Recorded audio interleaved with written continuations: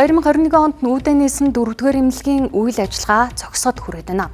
Учир нь тус эмнэлгийн үйл ажиллагаа явуулж байгаа барилгын эзэмшигч Enermed компанид 12.5 тэрбум төгрөгийн үр үүсээд байгаа юм байна. Харин Enermed компани хөгжлийн банкны өрөө төлөөгүйгээс одоогоор барилга хөгжлийн банкны эзэмшилд шилжээд байна. Өнгөрсөн 4 жилийн хугацаанд 76 мянган хүн дэмжлэгээ тусламж үзүүлж эрүүл мэндийн салбарын ачааллын тодорхой хувийг хуваалцаж ирсэн тус эмнэлгийг доктортой үйл ажиллагаа явуулахад төрөөс дэмжлэг үзүүлэхийг эмнэлгийн удирдлагууд хүсэж байна.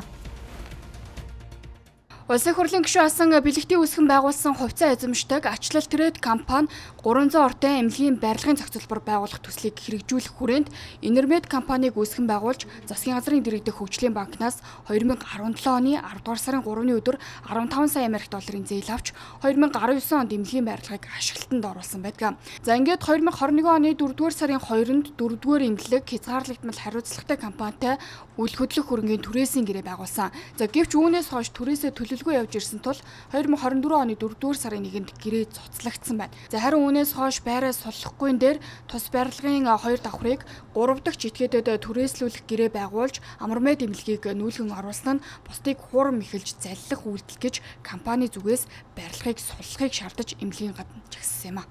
Гэхдээ яг одоо бид нар энэ барилгаа одоо чөлөөлөд хөгжлийн банкнд өгмөр байна. Тийм. Тэгээ одоо ингээд энэ барилгыг чи одоо ингээд нэг хөгжлийн банкнд одоо ингээд улс ингээд хавдрын эмнэлгийн зорилтоор өргөтгөлөөр авах гээд байгаа юм шиг тэгээ тэгсэн мөрчлөө 4-р эмнэлгийн энд үйл ажиллагаа явуулаад байдаг.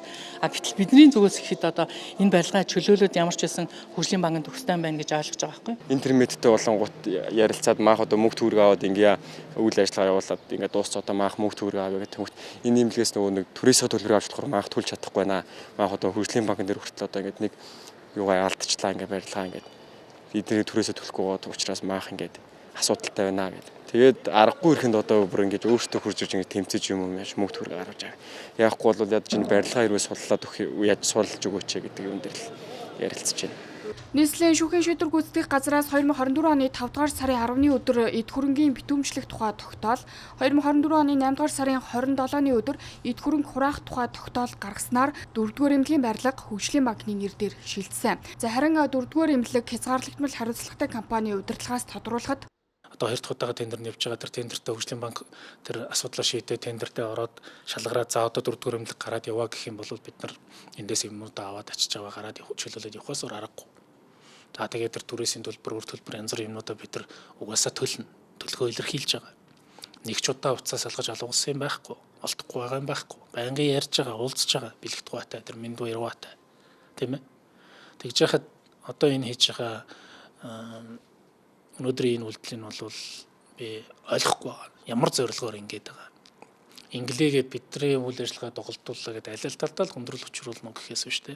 Харин хоёр талаас нь хэдэн талаас нь дэмжиж байгаа төрөн дэмжиж чамаагүй энэ төслийг яаж хөл дээр нь босгох вэ? Нэг ч гэсэн нэгдсэн имлэг бий болчих юм бол энэ улс их оронд хэрэгтэй юм да гэдэг талаас нь харахгүй байгаад нь би гайхаад байгаа. За харин эрүүл мэндийн сайдын хувьд 4-р эмнэлгийн барилгыг Хавдар судлалын үндэсний төвийн өргөтгөлийн барилгаар худалдаж авах хүсэлтэй байгаагаа илэрхийлсэн. Хавдар судлалын үндэсний төвийн өргөтгөлийн барилгыг худалдаж авах эхний ээлжийн төсөв 17 тэрбум төгрөгийг тусгаад байгаа юм а.